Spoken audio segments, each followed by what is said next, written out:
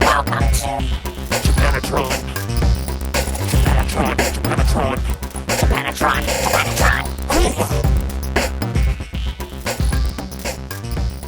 Konnichiwa, minasans! Welcome to Japanatron. I'm your host, Dave Pavagina. Actually, Dave Pavlina. Yeah, don't call me Pavagina. It's kind of rude. And Japanatron is a podcast about Japan and life in Japan and some little Japanese culture. Today's topic, I'm going to talk about life at AEON. Now, I already talked about life out in the countryside. I kind of focused on life outside of work in that episode. Like what I did in my free time out in Tottori. But today, and I promise this, I want to get to talking about working as an English teacher out in the countryside. I worked at what's called an Eikaiwa, an English conversation school, AEON, one of the bigger ones. I didn't pick Nova. You've probably heard a lot of bad things about them. Nova means no vacation. Plus, I don't know, like Nova went bankrupt or something, and it's still around. I don't know. The president was all crazy. Lots of weird stories there. Geos, I don't know much about them. I heard, those kind of things whenever I bring up Geos. I heard good things about AEON. Another one I heard about was ECC. And I heard good things about them. I actually did apply to them. The one reason I didn't do ECC, and I probably said this before, was because you float to many schools at ECC, it seemed. Whereas with AEON, you're at one school. And I thought that was kind of more, I don't know, like a warm, friendly environment, it seemed to me. So, another one I did not do, which you've probably heard of, is the JET program. That's probably the most famous, actually.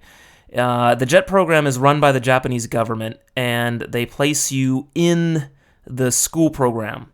So you're teaching, actually, students at school, like classes of maybe 30 people or something.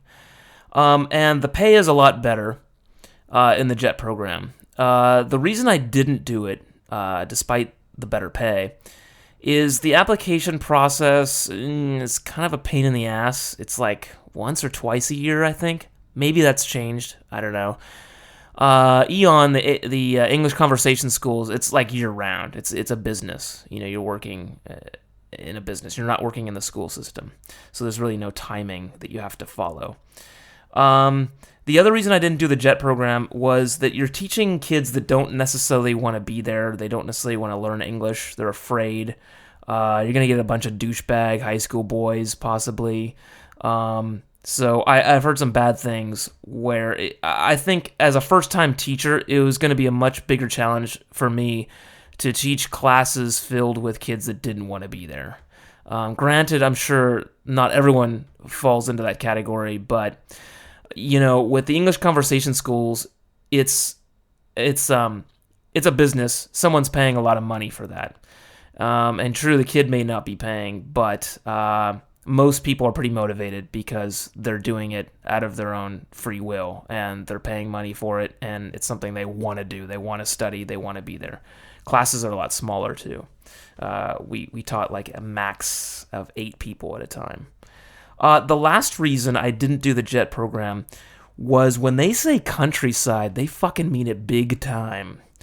You'll need a car. You are stuck out like in a rice field with like maybe a pachinko parlor next to you.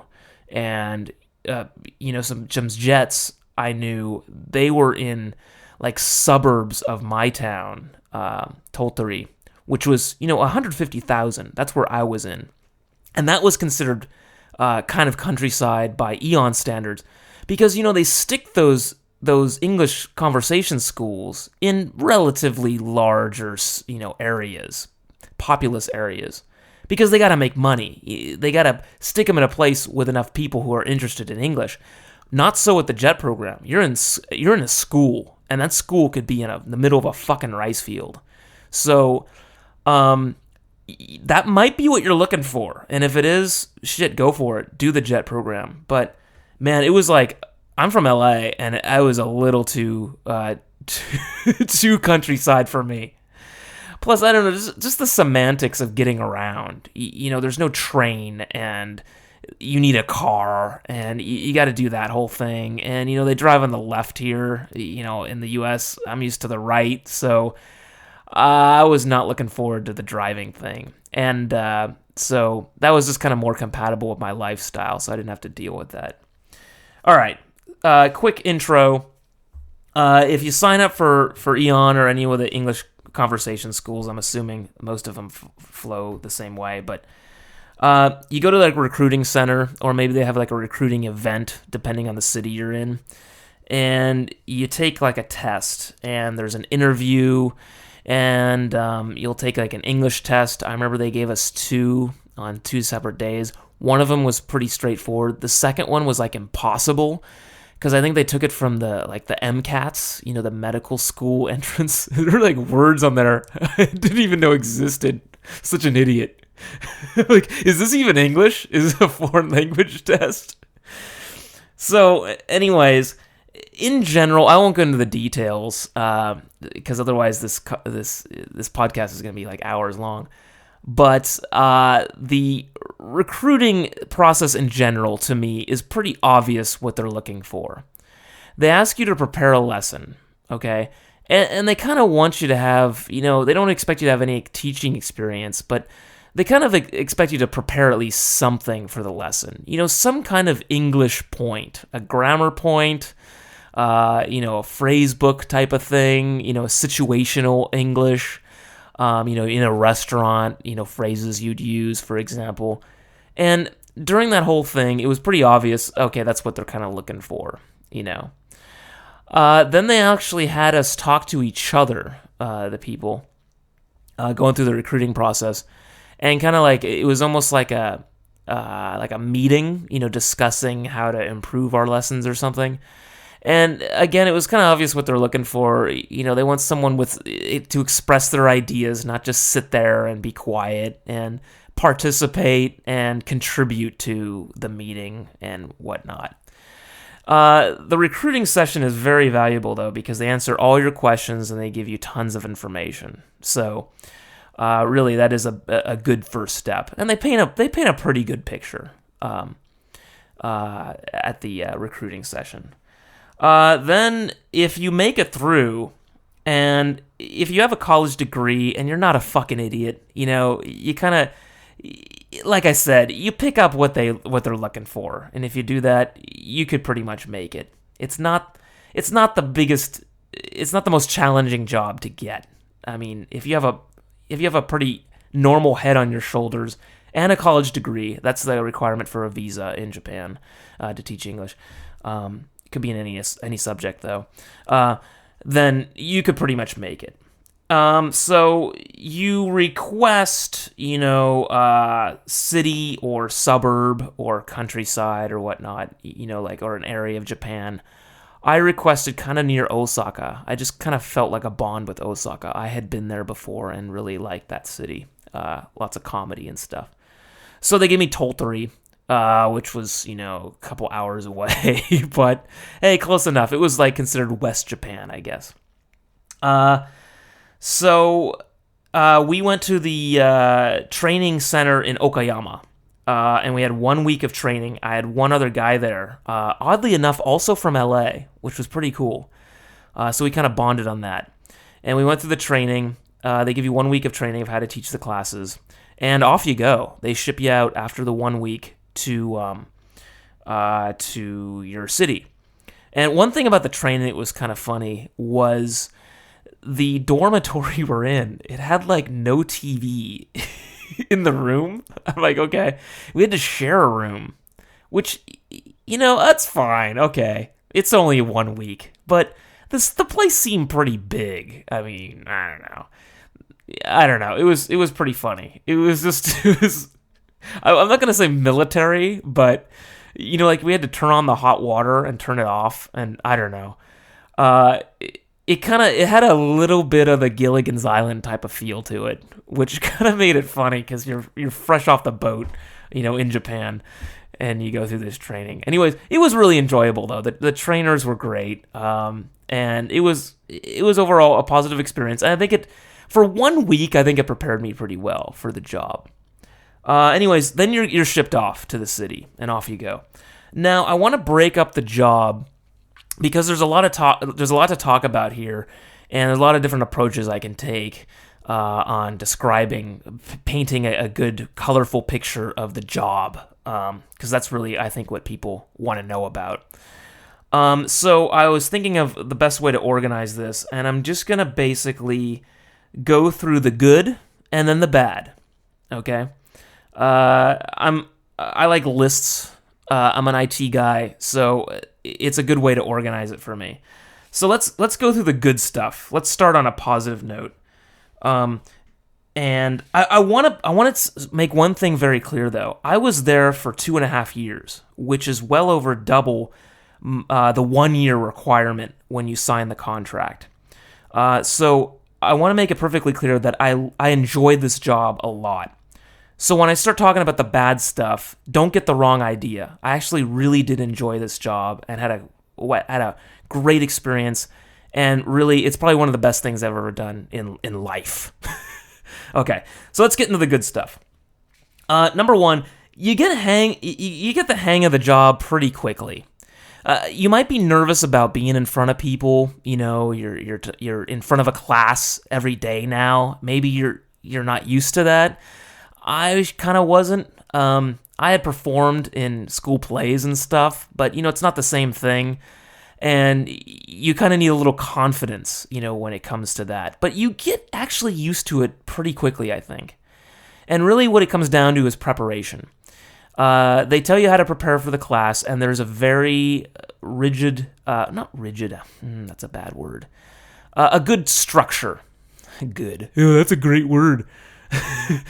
There's a structure that you follow, so you're not just kind of freely winging it, in class. They have a textbook, they have you play the CD, and they have a lot of activities that will fill up that 50 minutes. Okay, for the most of the classes, so you get the hang of it pretty quickly. There's a lot of people to help you out, and if you listen to advice, you could usually get through the job and get used to it pretty quickly. Number two, most all the students are really cool in general because they want to be there. They're paying money, they like English, they're interested in English, so they're paying for this extra class. They want to learn English, they want to be there. And that makes all the difference in the world. So that actually makes the job pretty damn good in general. It's extremely rare to have someone who doesn't want to be there. There's the occasional junior high or high school kid, usually a boy, whose parents are making him go. However, you're the foreign teacher, the native speaker, and you're going to get like intermediate to advanced for most of your students. And those kind of kids who are forced to be there are low level. And it sucks to say this, but the Japanese teachers get stuck with them. So that's kind of the good thing. You're kind of spared from that. It can happen, though. You can get a high school boy who's doing it just for something on his resume, to get into college or something, his transcripts. So it's pretty rare there. Almost all the students are really damn cool. You also get the best of the best students are talkative older women. The obachans. Older women that just will never shut up, and they just keep chatting and chatting away. And the cool thing about them is, true, their English might not be perfect, but they will make that 50 minutes fly by because they will just keep talking and talking, and that's what you want. You want them to talk. That's how they get better. They might not listen to your corrections because they're just off in their own world, but they are awesome. They will make the class fly by. They're really a lot of fun. The other really fun group that makes the job great is college students. And I was lucky because Tottori is a college town, so we had a lot of those. You get the occasional really hot girl, which is nice, eye candy. For the ladies, you probably get the occasional really good-looking guy, too. They're also really motivated. They want to live abroad, maybe. Really friendly, really talkative, really a lot of fun to have in class. So those are the best of the best. I'd say those two. By far, the advanced group classes were the most fun. And this is kind of obvious because, it makes sense. When they're really strong swimmers, you could do a lot with them in the water. So same thing with English. When they're really strong advanced students, you could do a lot with them. So your classes really got enjoyable, and you could do a lot of flexible stuff in there with the activities. So that was really the best of the best, the good stuff. The other thing that is really nice is the classes will repeat. Now, I don't know if this is true at all the English conversation schools, but at AEON, it went on a cycle. And one class was on a 1-year cycle, and the other class was on a 6-month cycle. So once you've prepared all the classes, and you have all the posters and supplements and activities and stuff worked out, and you've kind of road tested them to see which ones worked out, which ones didn't. And there's tons of websites if you need activity ideas, and your coworkers can help you. But once you've prepared all those, once you've gone through 6 months for one class, it'll repeat again. So you can just go back through your old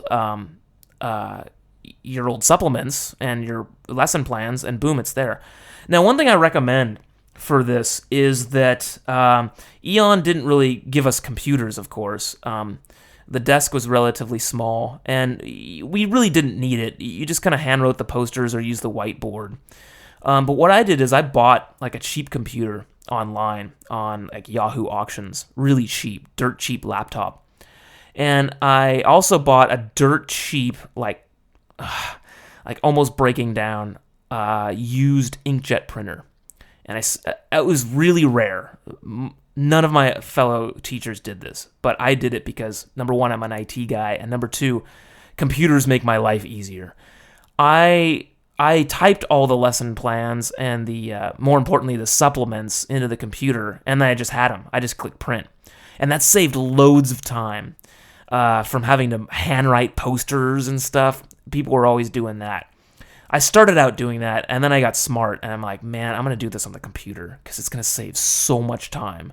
I just type up a poster in like under a minute and just click print, and then I'm done. The class is done.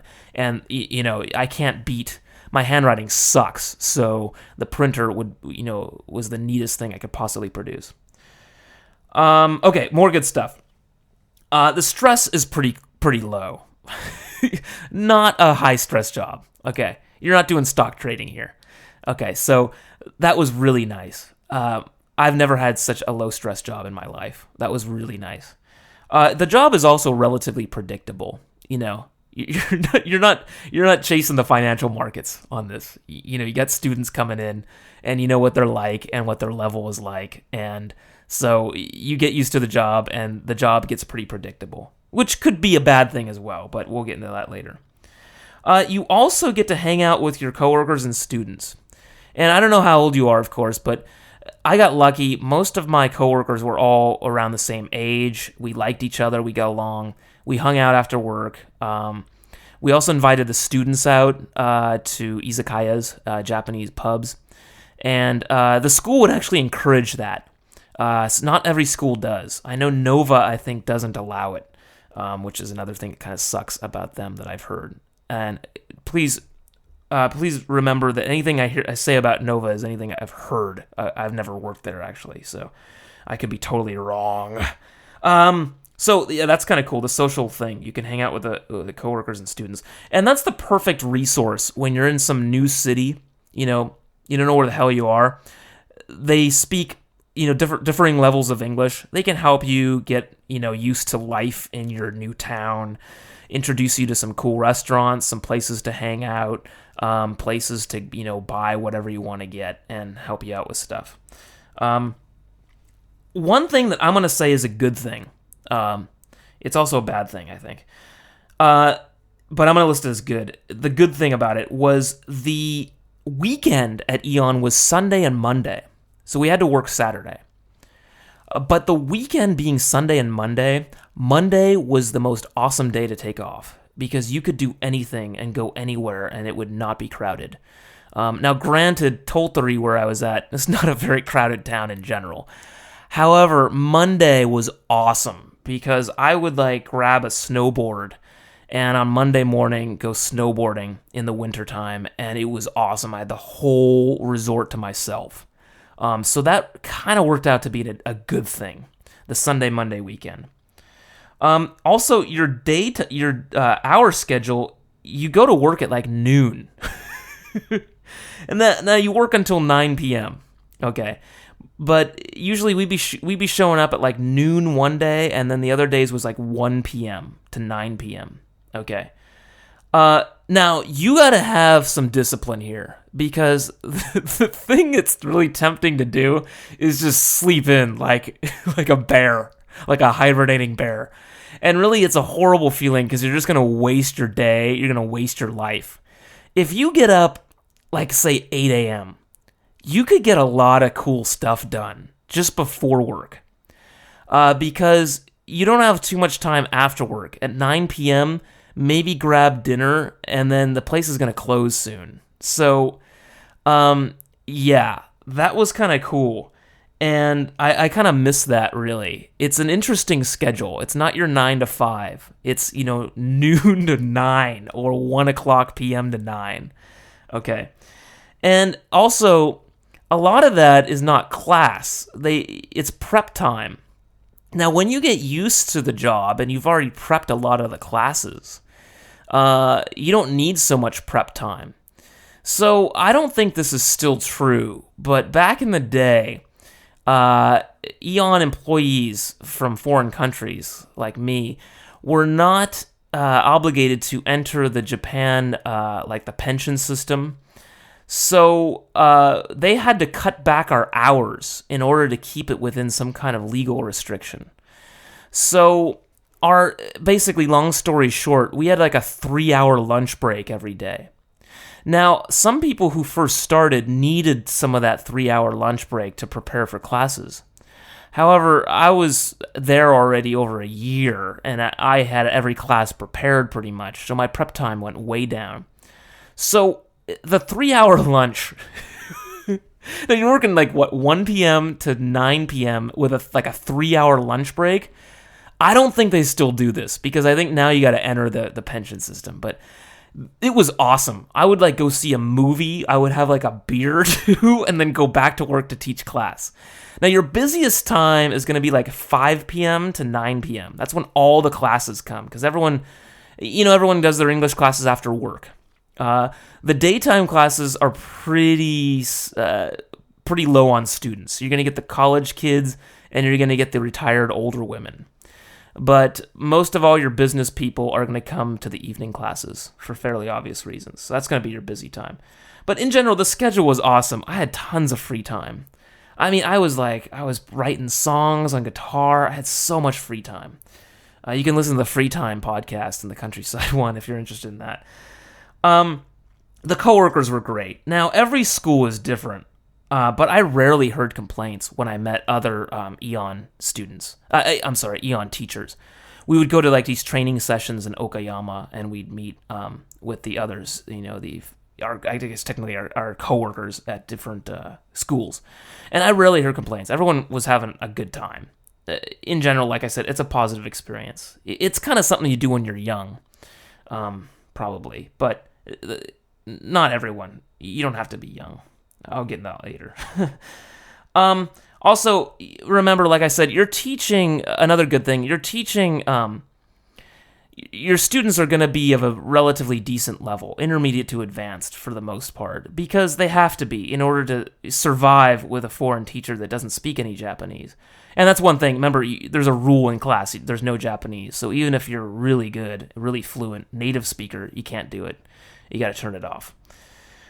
Because that's what they're paying for. So the Japanese teachers, like I said, get the lower level, the more challenging students. You don't have to deal with that so much. Once in a while, I'd cover for them. It was a challenge. You'd have to really slow down and really think about the class. But for the most part, your students are going to be intermediate to advanced. So that was really a good thing. Also, there are the activities in the book, and there's a lot of suggestions, but, as you get more confident, there's a lot of flexibility in how you teach the class. There's a lot of activities, especially near the end of the class, how you want to teach, and it's kind of fun, because you figure out what really works, what the students are really clicking with, and you kind of go with it, and it's just a really satisfying time in class when you get everyone enjoying an activity that you created, that you came up with. It's a really satisfying feeling. So that's a really good thing about it. But last good thing is, I will say the pay is not so good, but I actually ended up saving a lot of money for different reasons. Number one, the rent is like subsidized. And you're living in the countryside, and it's a pretty small place they get you, which is a good thing, and I'll explain. Is the rent is pretty cheap. You really don't have a car. I didn't have a need for a car. They kind of have a rule against cars because of the liability issue.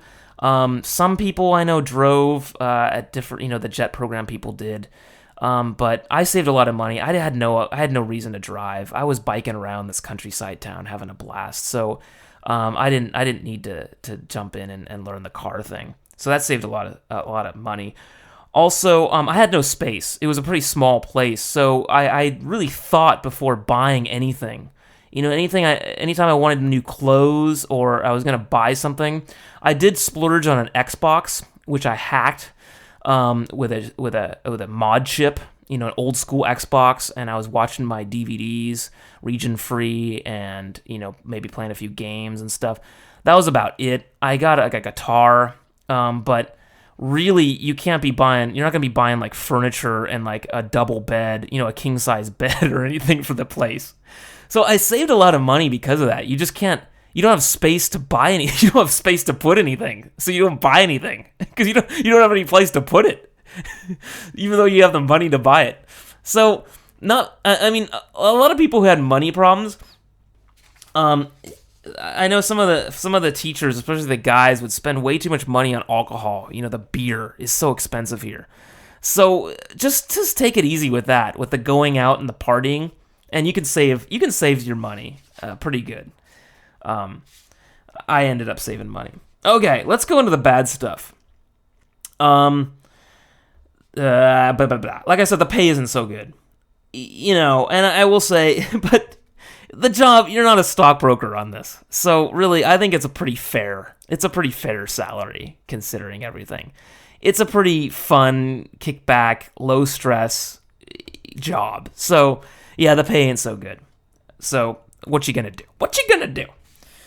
The Sunday, Monday weekend, it did kind of suck sometimes because I just had that embedded, natural feeling that Saturday morning was a day off, and it wasn't. It's your busiest day. It's when everyone comes to the lessons, So you have the most classes on Saturday, and it was your busiest day. And there'd be some kind of like concert outside, of course, on Saturday afternoon, and the weather always was on Saturday was like perfect, just because that sucks that way.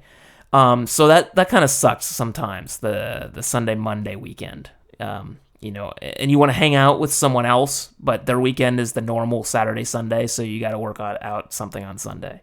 That kind of sucks sometimes. The other thing that sucked was shirt and tie. Goddamn Japanese with the shirt and tie.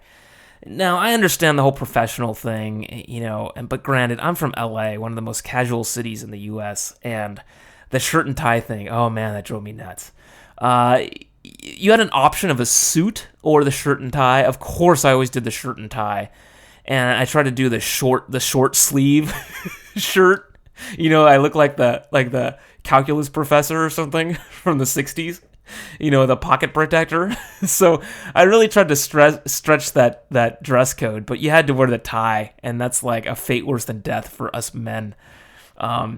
Women really work it. They can get away with anything. They wear these like shorts that look kind of corporate. I call them corporate shorts. Anyways, ladies, you're fine. Probably you can wear whatever the fuck you want, but the men had to wear the tie. That one requirement. So that really sucked sometimes.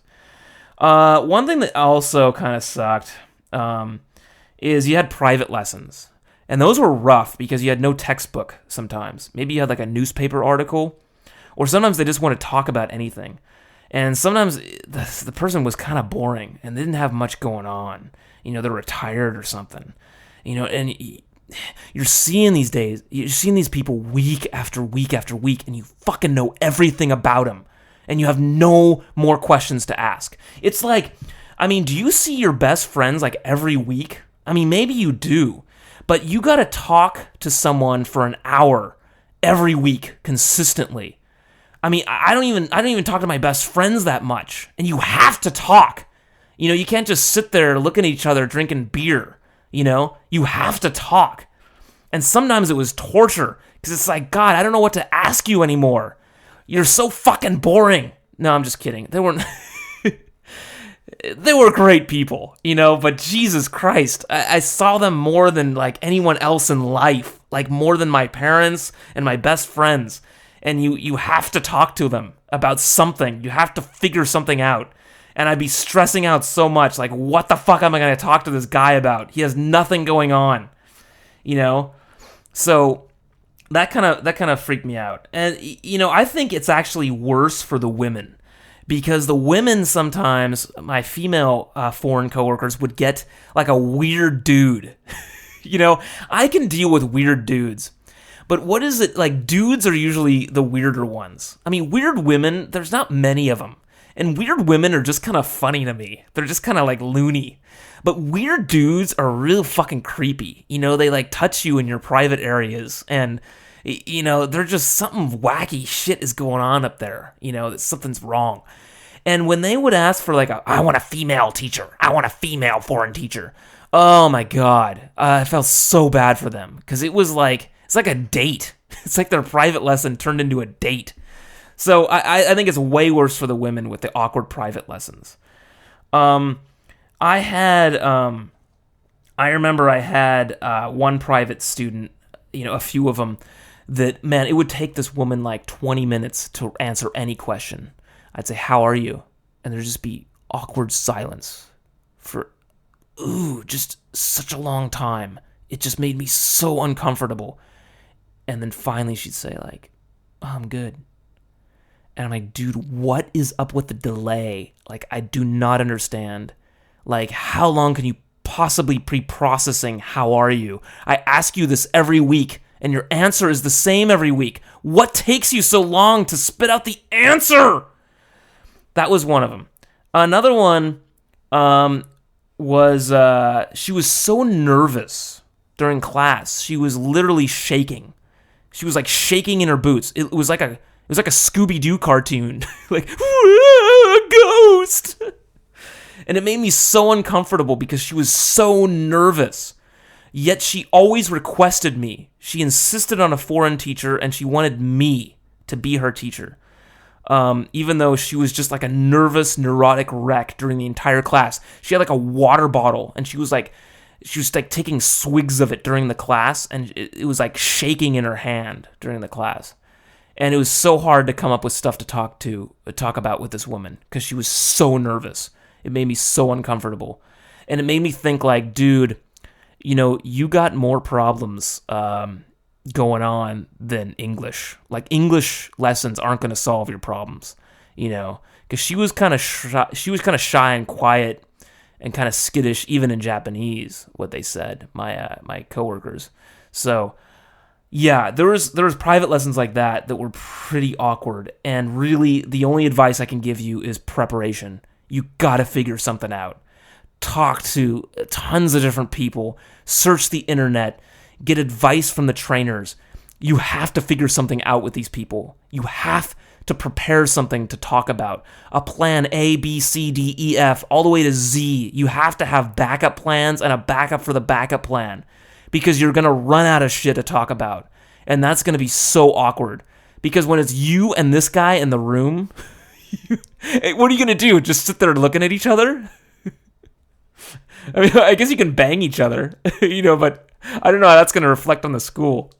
So, yeah, you can't just start making out with the guy. So, you got to prepare something, to talk about something, get magazine articles, turn on the news. Hey, did you see a good movie lately?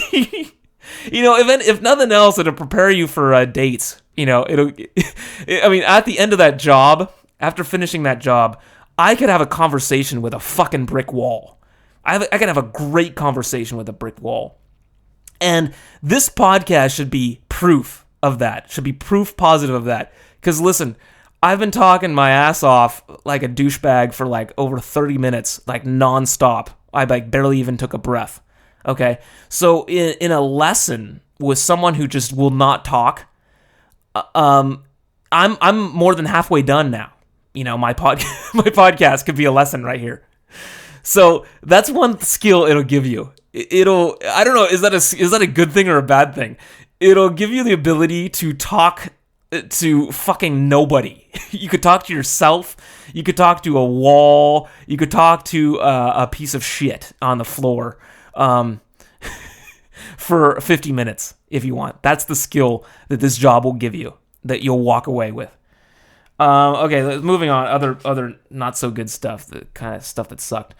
Stalker students. I had this dude who was like a student for like maybe a month, and he kept wanting to like go out for beer. And he had kind of a guy, one of my coworkers he went out with, and that coworker went back to his home country, and then he kind of went. The guy was left without his drinking buddy, so he kind of was trying to bond with me and said, "Hey, let's go out." And I went out once with the guy, and it was so awkward because I was getting kind of the I want to say the gay vibe, but it was not it was not what I call the normal gay vibe. It was like the creepy old man, because he was much older. He was like in his 60s, I'd say, 50s or 60s. And I was in my mid-20s. And I just got that real creepy feeling like I want to put some shit up your ass. I want to stick something in your little asshole, in your 26-year-old asshole. Now, he didn't say that, but, he was kind of doing the hand on the shoulder thing, and he was paying for everything. And I kind of got the feeling like, oh, this dude wants to make me his bitch. So it got kind of creepy with this dude. So after that one time, like I said, I got kind of the creepy, I want to rape you vibe. So I just stopped going out. I stopped, he wasn't a student anymore, so it was kind of cool. I just stopped returning his calls, and he was calling me like 10, 15, 20 times a day. He would call and then call again. I'd check my cell phone. There'd be like 10 missed, calls all from him. And yeah, dude was real creepy. And I think my situation is pretty rare because I think the stalker student situation is probably more common with the women. One of our, again, the same female teacher had kind of a stalker student issue. A real creepy dude coming around and like asking her out, wanting her phone number, and confessing his love and stuff. Real creepy stalker dude. Because I don't know, you're a cute, early 20s girl teaching these dudes English. They're just gonna love you. You stand out. You're a beautiful foreign woman. Oh my god, you're like the fantasy of so many dudes, especially the Japanese dudes in the countryside of all places. So I think it was worse for the women. The dudes, yeah, it probably happens once in a while. Unfortunately, we're not stalked by hot girls. We're stalked by weird old dudes. So yeah, that's the stalker student thing. It's usually the weird old guys. Like supermodel, Japanese supermodels can't stalk me. That's what really sucked. I mean, that would be a perfect world. But no, that's why it's on the list of bad stuff. Okay. Also, once in a while, we had some really quiet high school kids. Again, like I said, you might have like the parents want them to go or something like that. And I'll never forget, you have to do these like interviews. It's kind of like a free trial lesson, which is / interview, where you're trying to figure out what class they would be good for. Figuring out their level. And I'll never forget, you have these questions that are really open that you can kind of use to spark a conversation, to get your trial lesson kind of kicked off. And one of the best ones is like, do you like music? Because everybody loves music, right? And then you could talk about what kind of music you like. Do you go to concerts? And blah, blah, blah. And maybe you have something in common. Maybe you don't. But, you got a conversation going. Real simple topic, music. I asked this kid, do you like music? And he's like, no. And I'm like, you little fuck. Everybody likes music. He's like, no. And I'm like, fucker. Now I'm at a dead end. Okay, what do you do in your free time? I like sleeping. I'm like, you little bitch. I'm like, all right, so sleeping. That's a great hobby. What can we talk about that? Who do you sleep with, little fucker? Yeah, that guy was such a douche. Yeah, so it's rare. It is rare, but you will get that once in a while. Just a douchebag high school boy who's fucking around. He did it like as a dare or something. Yeah, we had high school girls. Yoko-chan, I can't believe we're doing this. They're like bored or something. Look at the foreigner. Poke him. Can I touch your hair? So you get some like weird people like that coming in the school, just doing their free trial lesson. Yeah, fuck you. I just went to trial lesson. I'm not signing up. So yeah, you get that. You get awkward weird guys coming in. I remember one dude was like stopped by and he wanted like a flyer. And the woman behind the counter, like our kind of assistant receptionist woman, gives him the flyer, and he kind of traces his arm along her forearm as he takes the flyer. Real creepy. I'm like, whoa, motherfucker, you gotta go. Time to go. When you take a flyer from a woman's hand like that, you are not fucking normal. Time to go, motherfucker. So, yeah, you get those people coming in. You're running a business. You get some weird-ass people coming in once in a while from the street, okay?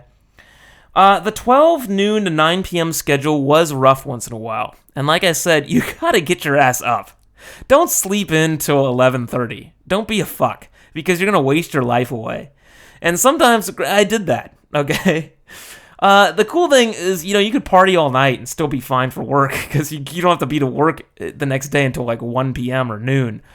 But sometimes that schedule sucked, because by the time you're done with work, it's like 9 p.m., And, out in the countryside, it's not like you can go to a club or something. Although I did my best. Also, another thing that kind of sucked is we had to clean up the office. It was just part of the duties, okay? And like once a week, you had to vacuum up the place and take out the trash and stuff like that. And I remember like one time after class, I was like vacuuming up the school. And I'm like, Jesus Christ, I gotta get a new job. It just, I don't know, when you're vacuuming up the place, I don't know. It kind of reminds you of how like low paid the job is, how low class the job is. So not a big deal. You get used to it, but yeah, you're like, yeah, you take out the trash, bitch. Another thing that kind of sucked is it is a business. So once in a while they do these campaigns, they call them, and you got to sell stuff to the students. Now this has gotten better because it got better while I was there over the 2.5 years I was there. In the beginning, we just had to sell the shit to the students. Like after class, hey, Noriko-chan, can I talk to you for a second? I noticed you're really good at English, but here's something that'll make it even better, and you gotta kind of like pull people aside after class and play like the salesman angle. Now they improved this because I think I sucked, and they always point out like how much you sold or didn't sell, and they're like, damn, David, you really suck at this. And I did suck. But later on, they made it better, probably because they got a lot of feedback, maybe complaints from people about it. And the deal was that you didn't have to actually sell it. You just had to show it to them, kind of like a demo. Hey, we have these extra activities, these extra, things you might want to do, to study in your free time, available if you're interested. Here's how it works. Here's, a preview. I play the CD a little bit, show them the book or whatever. Hey, if you're interested, is anyone interested? Well, if you're interested, think about it. Talk to the woman at the front desk, and she can hook you up. Okay. And some people were interested, and they're like, hey, I want to study some extra, stuff. So I'll talk to that woman.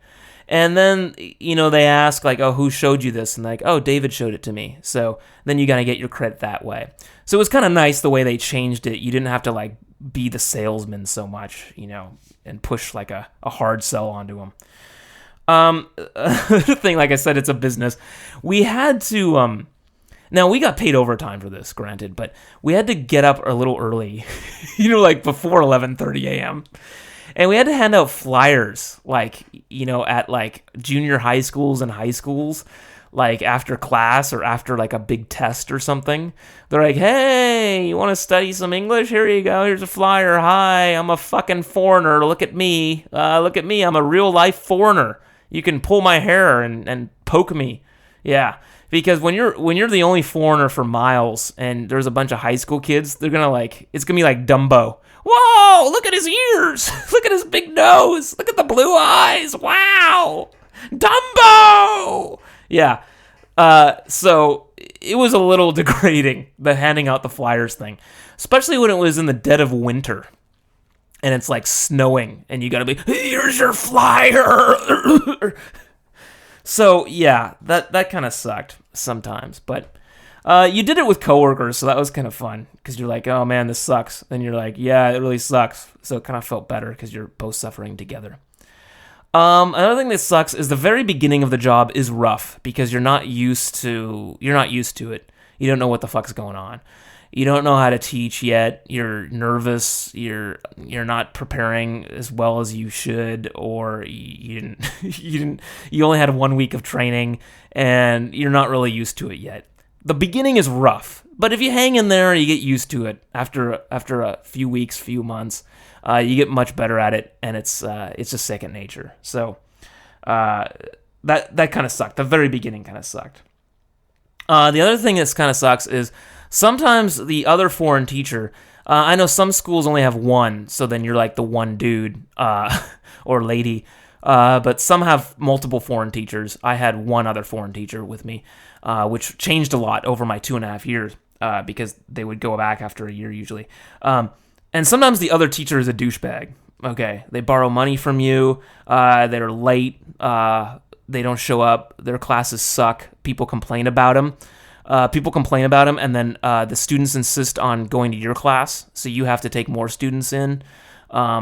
So yeah, just watch. There's nothing you can do about it. You just have to live with the douchebaggery. Okay. So if you're lucky, you'll get a girl, because usually the girls are the better teachers in general. The dudes are just like, yeah, Japan. Yeah, motherfucker, I'm in Japan. Fuck around. Yeah.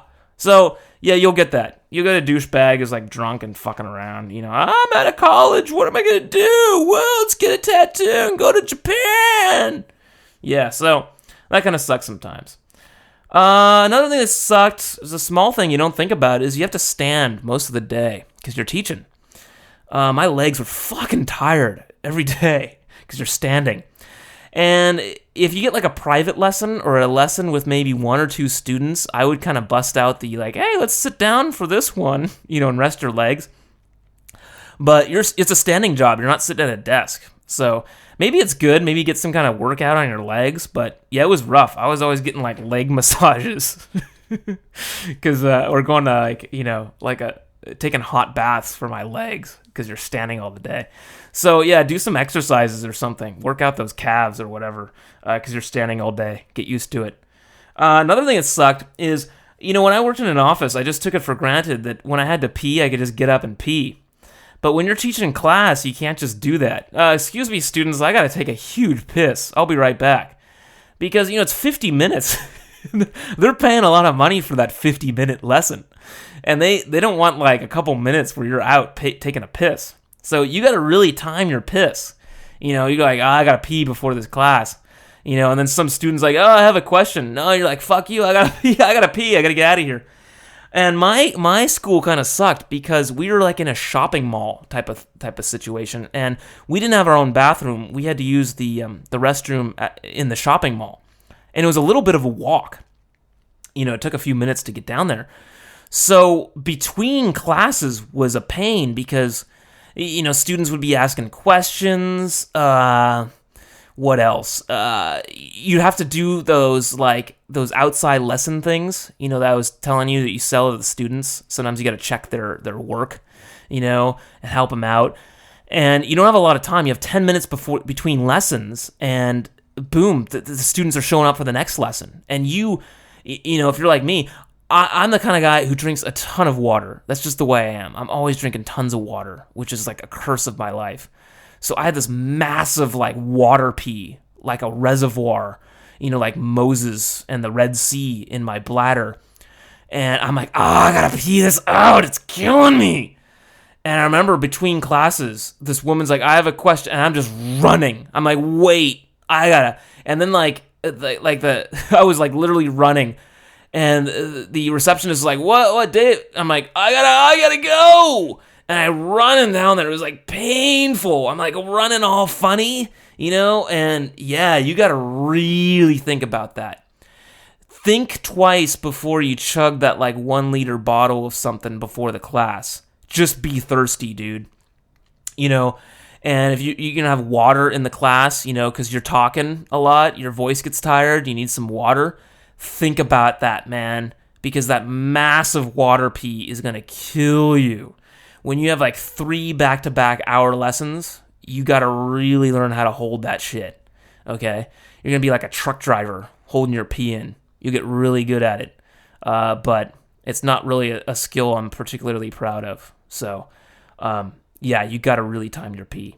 So, we'll end on that note, talking about urination. Yeah.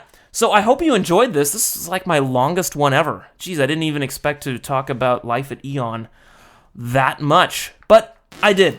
So I hope you enjoyed this, and I'll hopefully catch you later. Bye.